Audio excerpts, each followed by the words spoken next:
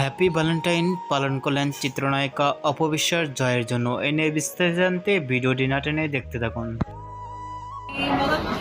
জয়ের হাত ধরে অসাধারণভাবে কেকটি কাটলেন চিত্রনায়িকা অপবিশ্বাস।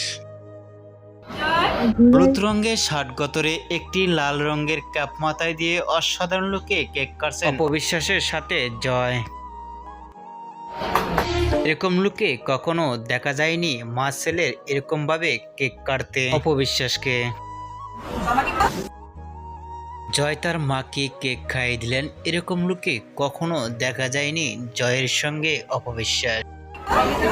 মুহূর্তের মধ্যেই সোশ্যাল মিডিয়ায় ভিডিওটি ভাইরাল হয়ে পড়ছে নেট দুনিয়ায়।